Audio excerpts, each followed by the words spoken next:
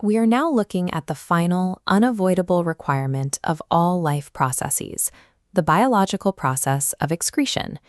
Feces consists of unabsorbed food material passing through the alimentary canal. It never actually enters the internal environment of the body. Metabolic activities generate a different class of waste, chemical byproducts produced inside every cell during the processing of nutrients.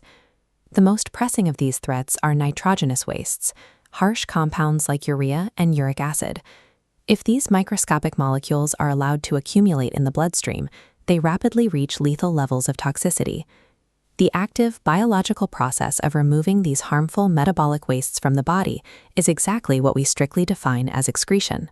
To understand how organisms survive this internal pollution, we have to deconstruct the fluid mechanics of the human kidney, test that model against large artificial dialysis machines, and examine the radically different waste management strategies of plants. Extracting oxygen and nutrients from the environment keeps the biological engine running, but managing the toxic chemical chaos that this biological engine leaves behind is an equally critical engineering problem. In human beings, blood toxicity is managed centrally by the kidneys, two organs located in the abdomen, positioned on either side of the backbone. The raw fluid exchange happens here. Unfiltered blood arrives via the renal arteries, and clean blood exits through the renal veins. As kidneys extract urine, it drains downward through these long tubes, the ureters. The toxic fluid flows into the urinary bladder, temporarily stored. Because the bladder is a muscular organ, its release mechanism through the urethra is wired directly to our nervous system, granting us conscious control over when to empty the tank. The bladder, however, is just a reservoir. The physical sorting of vital nutrients from lethal waste occurs entirely within the microscopic architecture of the kidney tissue. Inside each kidney are large numbers of microscopic filtration units called nephrons, packed tightly together. This diagram shows the structural starting point of a nephron. It begins with a cup-shaped coiled tube called Bowman's capsule, which surrounds a dense cluster of capillaries. The mechanical action begins here. High-pressure blood is forced into this capillary cluster, the glomerulus, which functions as a microscopic sieve. Under immense pressure, small molecules like water, glucose, salts, and toxic urea are violently pushed out through the membrane. Larger elements like red blood cells and heavy proteins cannot pass the barrier. They remain safely in the bloodstream. This initial step is a massive, non-selective bulk purge. The kidney successfully extracts the poison, but at the severe cost of expelling life-saving water and nutrients along with it. If the body actually expelled all the fluid captured in Bowman's capsule, a person would quickly die of severe dehydration and nutrient loss. To solve this, the nephron executes a second critical phase, selective reabsorption. As the filtrate flows down the long coiled tube, it is closely wrapped by a secondary network of blood vessels. Here, vital components are actively pulled out of the waste tube.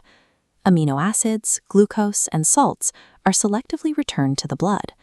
Water reabsorption dynamically fluctuates based on the body's current excess water and the concentration of waste. The mathematical scale of this recovery is staggering.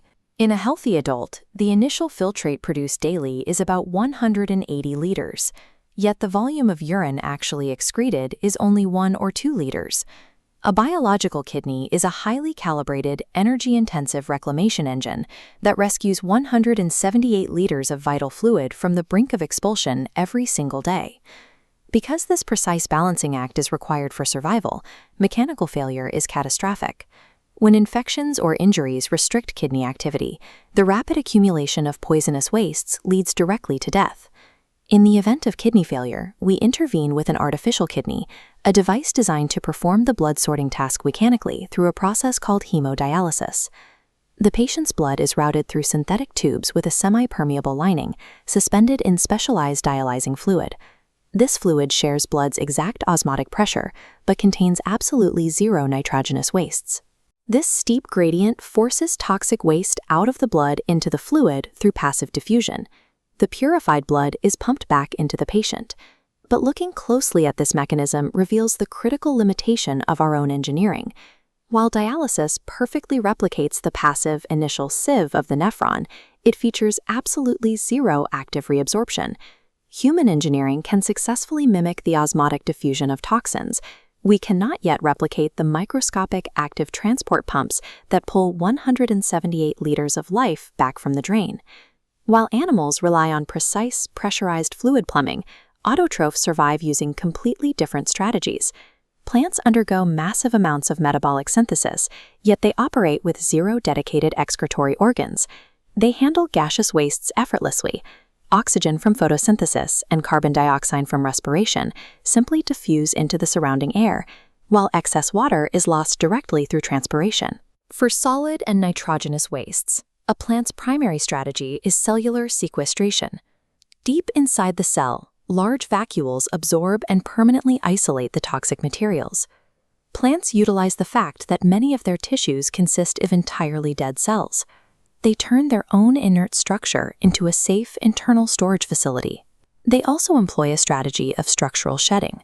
A plant will intentionally accumulate toxic waste products in its leaves, isolating the poison there until the leaves naturally die and fall to the ground. Dangerous waste products are packed away in the form of thick resins and gums, squeezed deep inside the old, non-functional xylem tissue of the trunk. Animals survive toxicity by operating a centralized, highly pressurized filtration network. Plants act as decentralized, disposable structures, permanently locking away waste in their bark, or simply dropping off poisoned limbs entirely. Zooming out to look at all of these life processes together, a clear biological cycle emerges. Maintaining the highly organized, complex state of a living organism requires a constant intake of external material and energy from the environment. Organisms generate that energy through cellular respiration and distribute it via internal transport systems. But life relies on strict thermodynamic bookkeeping. The biological engine can only keep running if it meticulously, relentlessly, and systematically removes the toxic